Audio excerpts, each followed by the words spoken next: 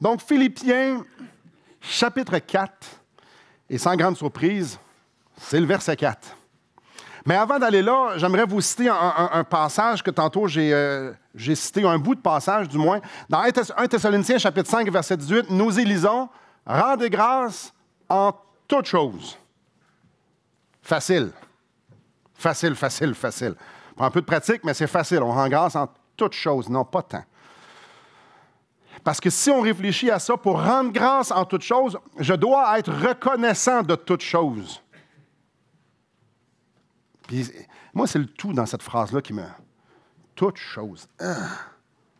Pour être reconnaissant en toutes choses, je dois voir toutes choses comme une source de joie. J'ai de la joie, je suis reconnaissant et je rends grâce. La ligne est super facile à faire, mais toujours en toutes choses. Et là vient Philippiens 4.4. Réjouissez-vous toujours dans le Seigneur, je le répète, réjouissez-vous. C'est simple, je vous traduis ça. Tout pour moi est une source de joie, toujours. C'est peut-être vrai pour M. Bonheur, là, mais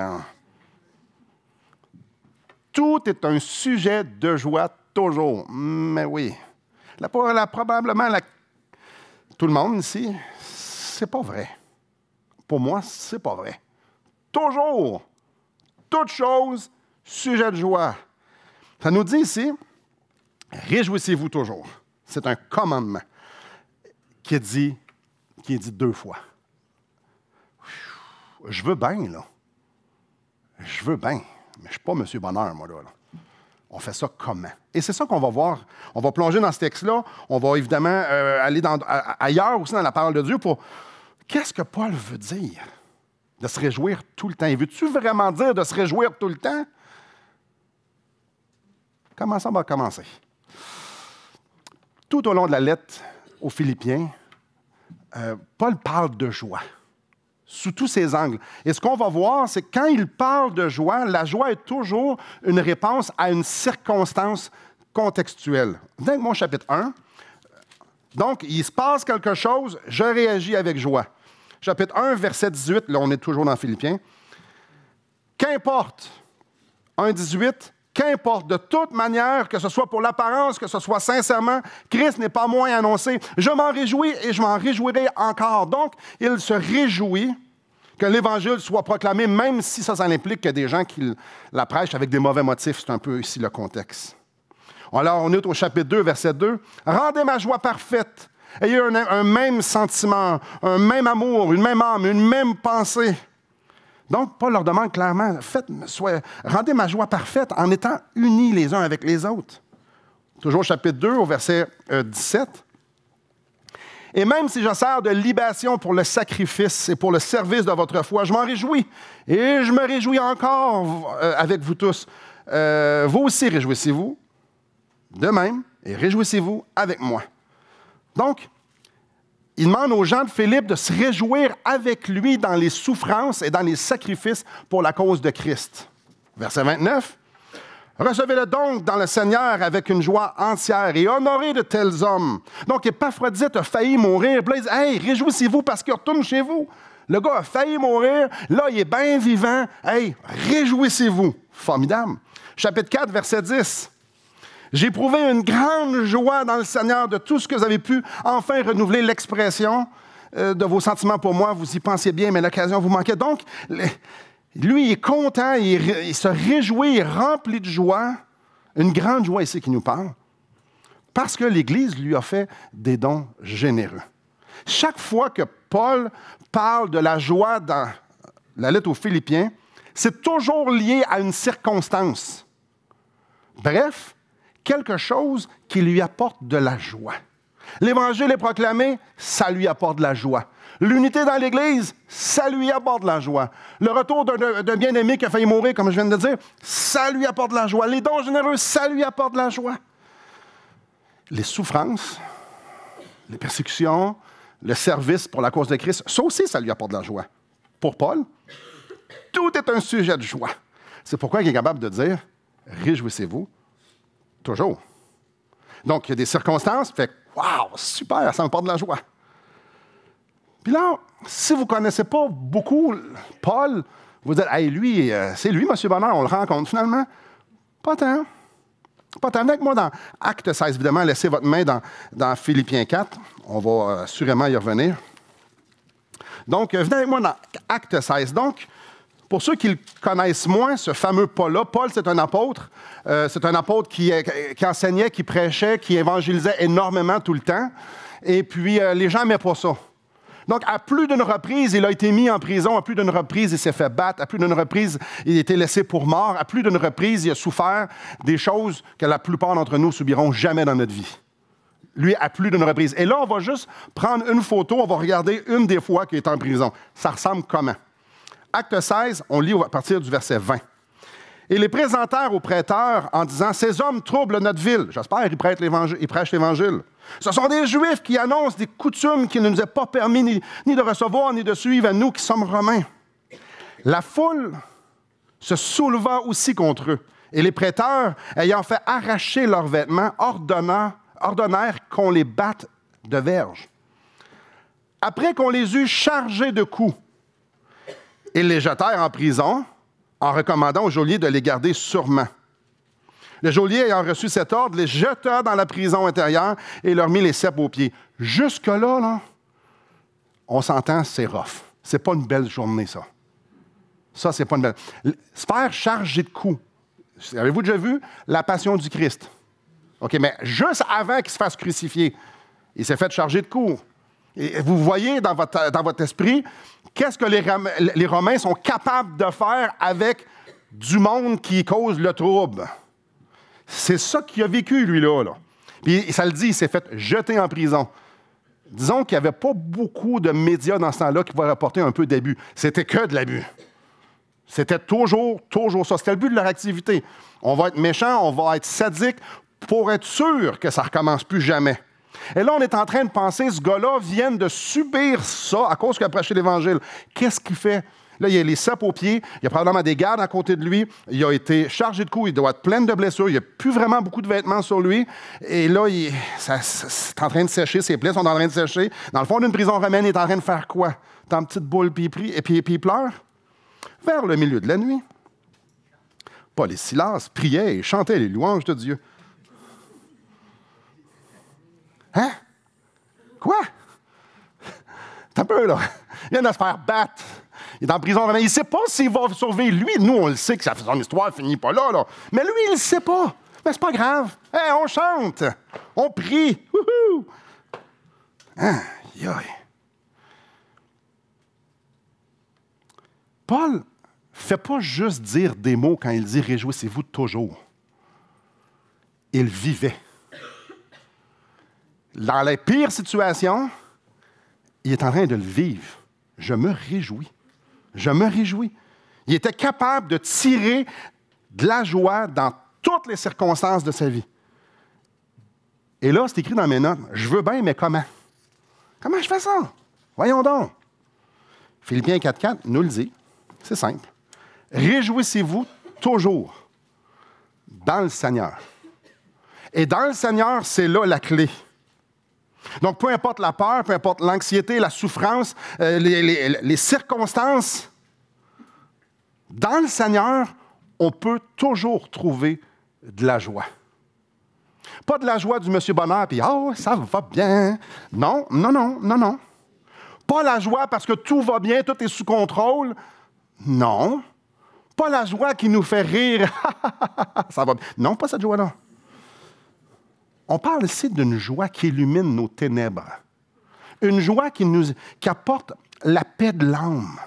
La paix et la joie, vous allez voir, si vous faites une étude, ça vient souvent, presque tout le temps ensemble. Donc, la joie dont Paul parle ici, c'est la joie qui découle d'un contentement profond en Christ. Venez avec moi, on va regarder un exemple. Venez avec moi dans Jean 17. La joie de Paul découle d'un contentement profond en Christ. Donc, Jean 17, c'est la prière sacerdotale, c'est la prière que Jésus fait. Pas longtemps après, il s'en va se faire crucifier. Donc, pour lui, il s'adresse à son Père et dans la toile de fond, il y a la passion, il y a la croix.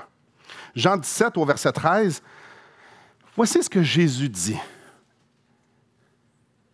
Et maintenant, je vais à toi et je dis ces choses dans le monde afin qu'ils aient en eux ma joie parfaite. C'est choquant. C'est troublant. Sa joie est parfaite. Il s'en va se faire crucifier. Devant la séparation avec son Père, chose qu'il n'avait jamais connue. Devant le fardeau de porter la colère de Dieu pour mes péchés et les vôtres aussi. Devant le rejet de ses amis. Devant l'humiliation publique aux mains de ses créatures. Devant tout ce qu'il devait subir. Il y avait une joie parfaite. Vous avez avec moi quelques chapitres auparavant, précédents au chapitre 15. Jésus a une joie parfaite. Au verset 9, on lit « Comme le Père m'a aimé, je vous ai aussi aimé, demeurez dans mon amour. » Comme le Père m'a aimé. Et là, on rentre directement dans le cœur de Dieu. On parle de l'amour entre Dieu le Père et Dieu le Fils. L'amour qui est au sein de la Trinité. L'amour que nous-mêmes, on a de la misère à pouvoir comprendre. C'est tellement grand. Un amour parfait, un amour complet, un amour infini. Ça, c'était l'amour que le Père aimait le Fils. La joie du Fils, la joie de Jésus découle de sa relation avec le Père. Le Père m'aime. Il était satisfait. Puis on le voit dans tous les évangiles, on le voit dans la marche de Jésus. Jésus était satisfait. Papa, c'était assez. Pour Jésus, Dieu, c'était suffisant. Regardez au verset 11. Je vous ai dit ces choses afin que ma joie... Jésus était rempli de joie. Son Père l'aimait, c'était parfait, c'était le nec plus ultra, c'était « Wow, mon Père m'aime. Je peux faire, je peux aller, je peux subir n'importe quoi. Mon Père m'aime. » Et cette communion intime de joie qu'il avait avec son Père, une joie qui est à l'épreuve des circonstances. Jésus nous dit qu'il veut nous la communiquer. Comme le Père m'a aimé, je vous ai aussi aimé. Je relis le verset 11, mais au complet. Je vous ai dit ces choses afin que ma joie soit en vous et que votre joie soit parfaite. Ma joie parfaite, je veux qu'elle soit votre joie parfaite. Il veut nous aimer, il nous aime, pour nous emmener avec lui dans cette relation intime de joie qu'il a avec son Père, qui donne la paix de l'âme. Et ça, c'est le noyau.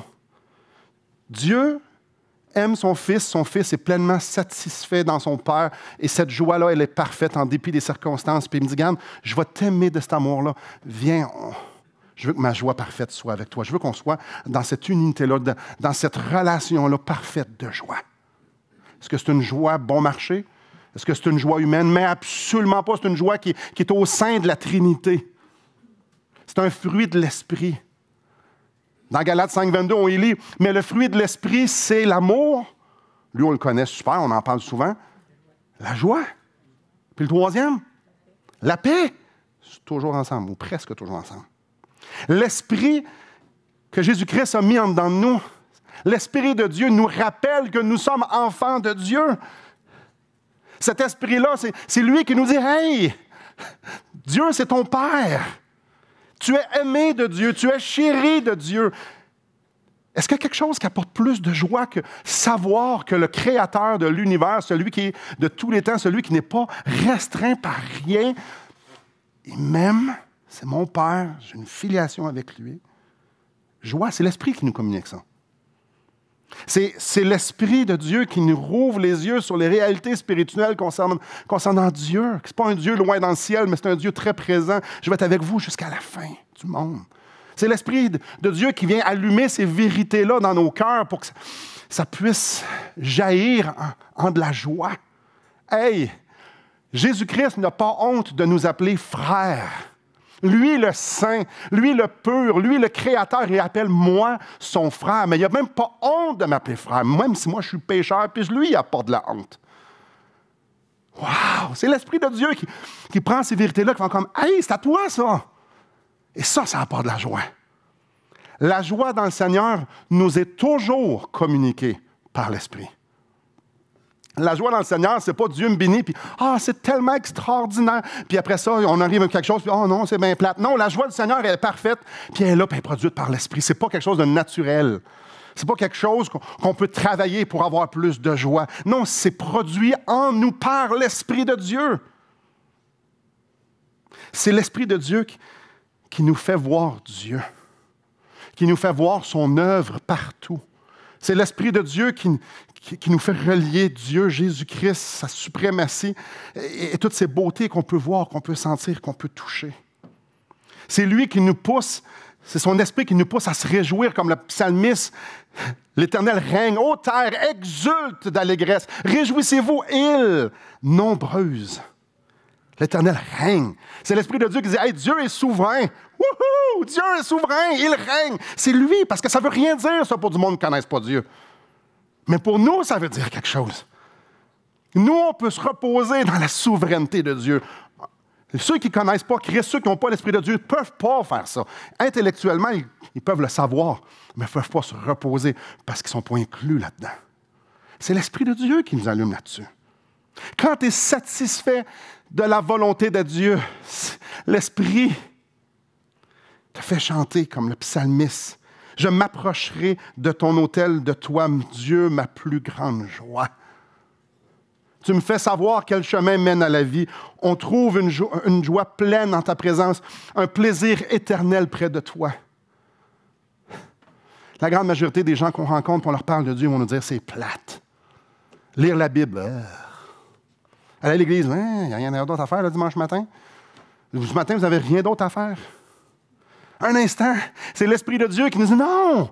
Va célébrer mon nom, va célébrer qui je suis, va célébrer les œuvres que j'ai faites, va célébrer avec tes frères et tes sœurs, va célébrer, va célébrer. » Puis nous, on répond « Mais oui! Il y a un plaisir à célébrer Jésus-Christ parce qu'il est tout pour moi. » C'est l'Esprit de Dieu qui nous révèle ça. Dans Matthieu 13, au verset 44, Jésus enseigne, il lui dit « Le royaume des cieux est encore semblable à un trésor. Le royaume des cieux est un trésor caché dans un champ. L'homme qui trouve le trésor, dans sa joie, il va vendre tout ce qu'il a et achète ce champ. Quand l'Esprit de Dieu me montre le trésor de Dieu, son évangile et son plan pour moi, j'ai une joie, je suis prêt à tout perdre parce que j'ai trouvé cette joie-là. Célébrer Christ, célébrer notre union avec lui, célébrer sa vie en nous et dans la vie des gens autour de nous. Célébrer Christ.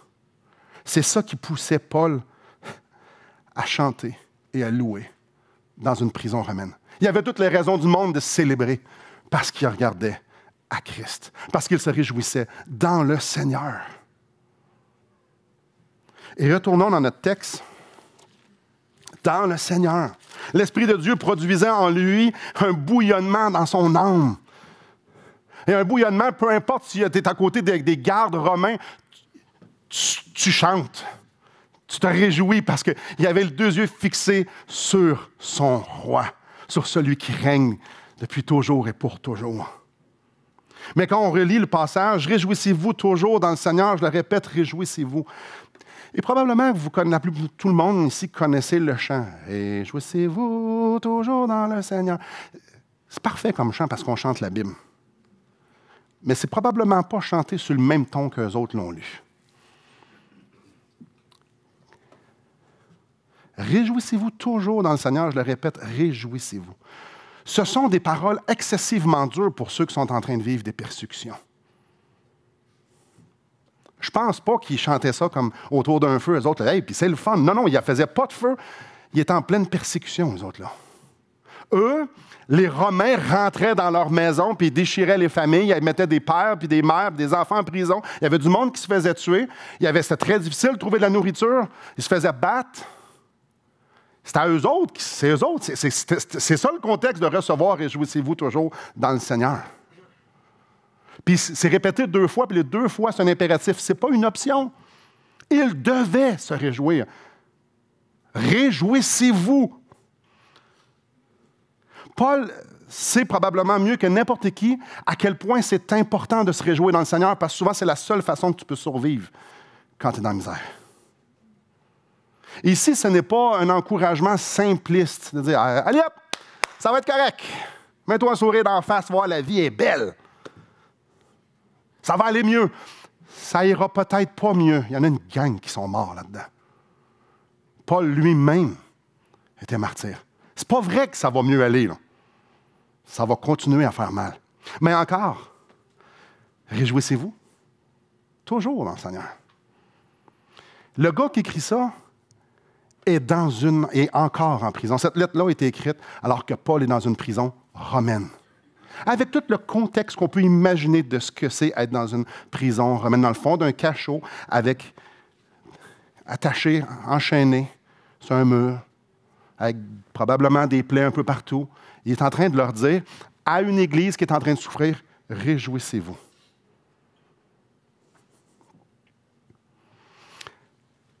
Et le fait que c'est dit 2 fois, il ne faut pas passer à côté. Il y a vraiment une emphase ici qui est mise. Puis l'emphase, elle est vraiment mise sur la supplication. Et la supplication est simple, celle de Paul, c'est regarder à Christ. Et on va voir dans le contexte sous peu, c'est regarder à Christ. Ce qu'il est en train de leur dire ici, c'est regarder à Christ. Parce que lui, il sait que lorsqu'on trouve notre joie en Jésus-Christ, on peut subir n'importe quoi et être encore dans la joie. Mais regardez à Christ, par exemple. Il le sait que lorsqu'on regarde à Christ, l'Esprit de Dieu produit cette joie-là. Quand tu te tournes vers Christ et tu dis « Christ, c'est toi que je veux », l'Esprit de Dieu produit ce qui est nécessaire pour qu'on puisse se réjouir. Et c'est pour ça qu'il dit au verset 6, « Ne vous inquiétez de rien. N'oubliez pas à qui il s'adresse et qui il est et où est-ce qu'il est.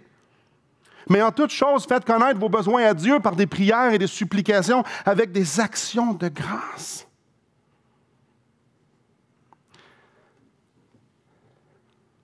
Et la paix de Dieu, qui surpasse toute intelligence, gardera vos cœurs et vos pensées en Jésus-Christ. La répétition est sans l'ombre d'un doute. Le cri d'un grand frère qui dit « Regardez à Christ. Va à Christ. Cours vers Christ. Peu importe les circonstances, frères et sœurs, réjouissez-vous, Christ est encore roi. » C'est clair qu'il est en train de leur dire ici, ne vous tournez pas vers vos souffrances, plutôt allez vers Christ avec vos souffrances, puis regardez à Christ. Donc, c'est pour ça qu'il leur dit ici, ne vous inquiétez de rien, c'est pas grave, Christ est roi, il règne. Fais juste lui dire, puis va vers lui, puis dis-y de faire ce qu'il a à faire, puis de les prendre. Ça mène nulle part porter ses souffrances. Ça mène nulle part de contempler nos souffrances. Mais aller à Christ, par exemple. Aller à Christ. Bien, la paix de Dieu qui surpasse toute intelligence, garde ton cœur. Contemple-le. Vois-le. Vois son œuvre. Célèbre Christ. Célèbre sa souveraineté, sa sagesse, son amour. Célèbre Jésus-Christ. Célèbre, réjouis-toi dans le Seigneur. Et l'Esprit de Dieu va faire tout le reste. Clairement, ici, il est en train de leur dire, regardez, Christ est à l'œuvre partout. Vous ne voyez pas ses empreintes, sont partout. J'aimerais qu'on apporte ici un moment de réflexion. Et peut-être qu'aujourd'hui, il y en a qui sont, ouh, ça va super bien. Puis il y en a peut-être qui font comme, ça va vraiment pas bien. C'est correct. J'aimerais juste dire des vérités. Dites pas un mot, mais réfléchissez à la vérité que je vais dire. Premièrement, je vais lire le verset 4. « Réjouissez-vous toujours dans le Seigneur », je le répète, « Réjouissez-vous ». Et là, je vais méditer et répondre dans votre cœur. Oui, moi, je crois ça. Oui, je crois ça. Donc, je dis la vérité, puis vous dites, moi, je crois ça, moi, je ne crois pas ça. Christ, aujourd'hui, maintenant, Christ règne avec son infinie sagesse, orchestrant toutes choses selon sa justice et son amour. Je le redis. Christ règne avec son infinie sagesse, orchestrant toutes choses selon sa justice et son amour. Moi, je crois à ça. Christ sait tout, à propos de tout, rien ne lui échappe. Christ est vainqueur sur Satan, vainqueur sur le mal. Jamais il est pris de court.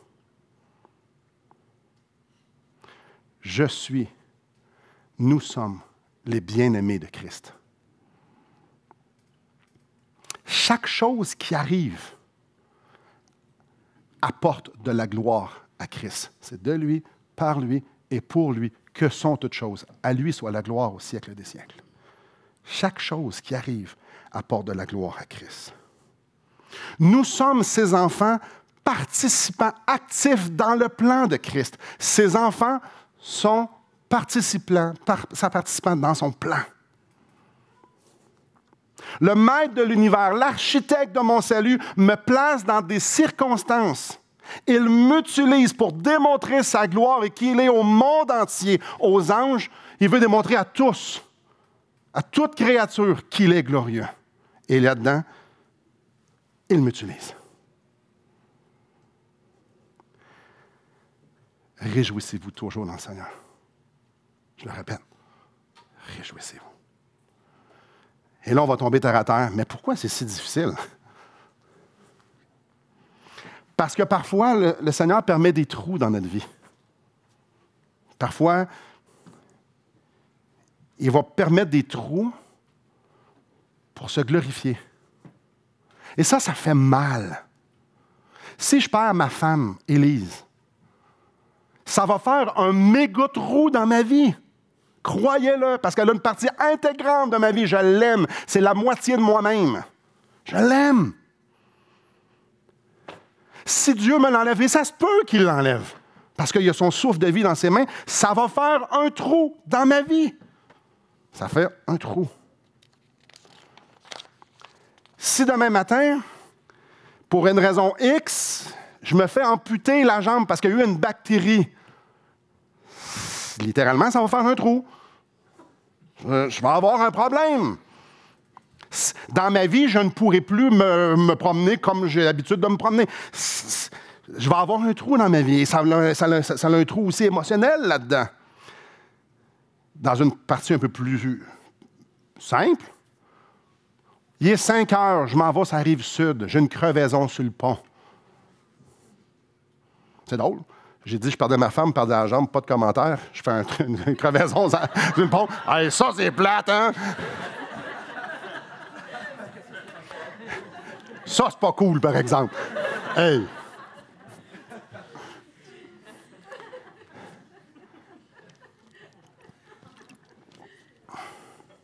Ça fait un trou. Je parle pas de la crevaison, le jeu de mots aussi est trop facile, mais ça fait un trou. Hey, c'est-tu plate? Il y a un peu. Mettons que c'est désorganisé un petit peu. C'est pas le fun, le monde t'envoie la main. Je me fais voler une voiture, ça va me désorganiser pas mal. Ça va faire un trou. Je vais être dans une circonstance où est-ce que il y a un trou. Quelqu'un commet une injustice à mon égard. Ça fait un trou. Dieu permet que ça brasse dans ma vie. Ça fait un trou. Dans sa sagesse infinie, quand Dieu nous permet d'avoir des circonstances difficiles, j'appelle ça un trou. Quand Dieu nous permet d'avoir une circonstance difficile, c'est un trou. Mais pourquoi c'est si difficile de toujours se réjouir? Parce que c'est si facile de regarder le trou. Il est vrai. Je reprends l'illustration avec ma femme. Pourquoi c'est si dur de me réjouir? Parce que si ma femme meurt, ça va vraiment faire un trou. Le trou, il est vrai. Le trou fait mal. Si je suis pogné sur le pont, c'est humiliant, c'est décevant, c'est désorganisant. C'est vrai comment je me sens. Oh là, il faut que je me réjouisse. Yeah.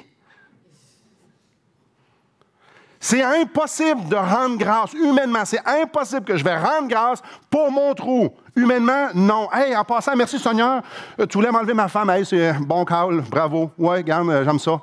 Non, ça fait aucun sens même de le dire. Alors, c'est tout à fait normal qu'on trouve ça difficile de se réjouir de nos épreuves. Mais si je tourne mes regards vers le Seigneur, par la foi, qu'est-ce que je vais voir? Je vais voir que Dieu utilise ce trou-là pour sa gloire. Parce que tantôt, l'une des vérités, c'est que Dieu utilise tout pour sa gloire. Le trou inclusivement. Donc, si je regarde le Seigneur, je vais dire, toi, tu utilises ça. Ah. Ça, je peux me réjouir que Dieu est à l'œuvre. Ça, je peux m'en réjouir. Dieu est à l'œuvre et je suis participant. Donc, au travers de ce trou-là, cette circonstance-là, peu importe quelle qu'elle soit, tu es en train de faire quelque chose. Que mon enfant naisse ou que mon enfant meure, c'est le même Seigneur qui est à l'œuvre, n'est-ce pas?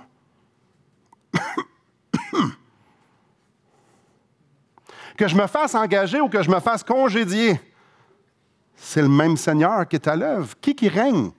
Tantôt, quand je dis Dieu règne, probablement vous avez tout fait, ah, moi je vois ça. Mais quand je me fais congédier aussi, il règne. Que tout est bien ou que tout est mal, c'est le même Seigneur qui est à l'œuvre, qu'il n'y ait pas de trou ou qu'il y ait un trou.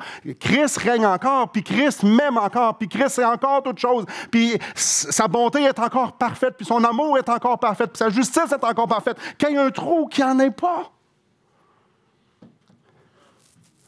Est-ce que ça implique ça que moi, je comprends tout le temps tout ce qui se passe? Non. Non. Mais on n'est pas obligé d'être le centre de l'univers puis tout comprendre pour pouvoir tout contrôler. Et ça... Dieu ne nous a jamais promis qu'on était pour avoir une belle vie sans problème. C'est faux. Il a dit qu'on était tous pour mourir. Dieu ne nous a pas promis une belle vie. Ce qu'il m'a dit, c'est « Je t'aime, Simon. Je t'aime. » Ce qu'il m'a dit, c'est « Je veux être avec toi. » Ce qu'il m'a dit, c'est « Je vais t'utiliser pour ma gloire. » Ce qu'il m'a dit, c'est qu'un jour, on va être ensemble, puis il n'y aura rien qui va pouvoir nous séparer l'un de l'autre. On va être parfait dans une communion parfaite, dans une joie parfaite. C'est ça qu'il m'a promis. Il ne m'a jamais dit que je ne pognerais pas de crevaison, que personne n'était pour mourir, qu'il n'y aurait jamais de problème en rien. Non, il n'a pas promis ça. Il a dit « Je vais être là quand ça va arriver. » Il m'a dit « Je vais être là. Je vais te porter. Je vais te consoler parce que moi, je suis le Dieu de toute consolation. Je vais être là. Je vais te manifester mon amour parce que je t'aime. Tu vas sentir ma présence par mes frères, par tes sœurs. Tu vas sentir ma présence de plein de façons par la parole de Dieu. Mon esprit va travailler en toi. Mais le trou va être là, par exemple. Le trou va être là. Quand je regarde à Christ, c'est ça que je vois. Un Dieu qui est à l'œuvre. Un Dieu qui utilise chaque chose pour se glorifier, qui utilise ma souffrance pour me purifier et le glorifier. Et ça apporte de la joie. Et parfois, on va être franc, le trou est trop gros. Ça arrive que je reprends ma femme, ça va être dur, ça. Si tantôt, en s'en allant, ma femme et ma fille vont partir, vont prendre leur auto, s'il y a un accident, je suis sur leur lit d'hôpital, ils sont en train de mourir, j'aurais pas tant envie de me glorifier, pas de me glorifier, de me réjouir. Ma tête va me dire, Dieu est en train de travailler. Mon cœur il va être brisé en 10 000 morceaux. Des fois, le trou est gros. Je fais quoi? Quand je suis incapable de me réjouir dans les circonstances dans lesquelles Dieu a permis que je sois, qu'est-ce que je fais quand le trou est trop gros? Qu'est-ce que je fais quand je ne suis pas capable de gérer ça et que c'est trop difficile? Le verset 6 répond à notre question. On crie. On crie à l'Éternel. Je ne te vois pas. Je ne te sens pas. Je ne vois pas ta présence. Je vois juste du mal parce que le gars qui a ramassé l'auto de ma femme et ma fille, le gars, c'est un récidiviste d'alcool. C'est le chaos le plus total. Qu'est-ce que tu es en train de faire? C'est dur. Je veux te voir. Ici, il s'adresse à des gens qui sont brisés par la persécution. Je veux te voir. Je veux me réjouir de ce que tu es en train de faire. Je ne suis pas capable. Je sens que je suis en train de me noyer dans cette mer de souffrance. Père, ça parle de supplication au verset 6, je pense. Hein? Ouais, supplication. Père, je t'en supplie. Faites quoi? Parce que je n'ai plus aucune joie en dedans de moi. Parce que tu as fait un trou pour ta gloire dans ma vie. Et la promesse, c'est le trou se remplit et tout est beau. Non. Les problèmes vont partir. Non. Non, quand tu cries à l'Éternel parce que tu n'es pas capable, la paix de Dieu qui surpasse toute intelligence gardera vos cœurs et vos pensées en Jésus-Christ. Le trou, il est là. Puis c'est correct qu'on le voit. Mais c'est surtout correct qu'on voit Christ puis qu'on dit « J'ai besoin de toi pour produire en moi cette joie qui n'est pas là pantoute. » Quand tu cries à l'Éternel, Dieu t'apporte à la place où est-ce que tu vas pouvoir te réjouir en lui. Et où est-ce que tu vas pouvoir te réjouir toujours. En conclusion, la joie parfaite du Seigneur, c'est une joie qui est en dépit des circonstances. Alors, ne croyons pas, ne vivons pas dans cette illusion-là que c'est une joie qui est éphémère. Non, c'est pas ça. Est-ce que c'est une joie facile? Elle est inhumaine, cette joie-là. C'est pour ça que c'est un fruit de l'esprit. Et si je ne vous l'avais pas ce matin, ça se peut qu'il y en ait parmi nous qui ne l'avaient pas. C'est correct. Ça se peut que vous ayez un trou. Peut-être 20 trous. Ça nous dit clairement, tourne-toi vers le Seigneur. Regarde à lui et crie pour que tu puisses le voir et te réjouir de ce qu'il est en train de faire. Pas comprendre, il y a des choses qui sont incompréhensibles, mais crie pour que tu puisses goûter sa grâce et te reposer dans sa souveraineté parce que là, tu ne le vois pas. C'est pour ça qu'il nous dit, c'est dans le Seigneur. La promesse de Dieu est simple, on le voit plusieurs endroits. Je vais ouvrir à celui qui frappe, je vais donner à celui qui demande. Si j'ai les 2 yeux dans mon trou, puis je fais « c'est dégueulasse », c'est vrai que c'est dégueulasse.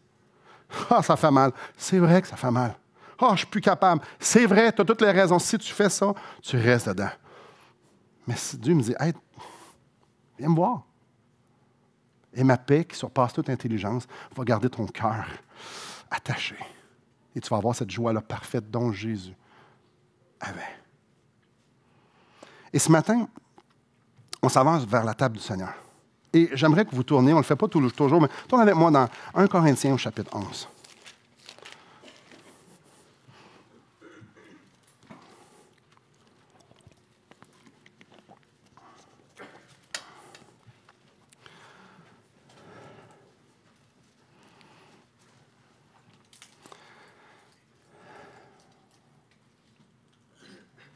Le repas du Seigneur sert à nous rappeler le privilège que nous avons d'être enfants de Dieu. Et le Seigneur nous dit, faites-le souvent, rappelez-vous-le. Ça, là, ce qu'on va faire dans quelques instants, nous rappelle qu'on a toutes les raisons du monde de se réjouir. Parce qu'on appartient à Jésus-Christ, parce que nous avons le pardon de nos péchés. Lisons 1 Corinthiens chapitre 11. Au verset 23. « Car j'ai reçu du Seigneur ce que je vous ai enseigné, c'est que le Seigneur Jésus, dans la nuit où il fut livré, prit du pain.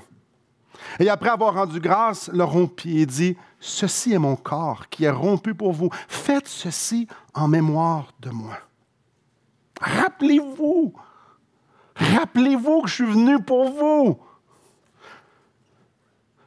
De même, après avoir soupé, il prit la coupe et dit, « Cette coupe est la nouvelle alliance en mon sang. Faites ceci en mémoire de moi toutes les fois que vous en boirez. Sans effusion de sang, il n'y a pas de pardon. Mais il y a eu effusion de sang. Le sang de Jésus nous purifie de tout péché. J'ai maintenant un libre accès dans le sanctuaire. Je peux regarder à Christ. Il m'invite dans sa présence. Il est là présentement et pour l'éternité. » Cette table nous invite à se réjouir. Se réjouir.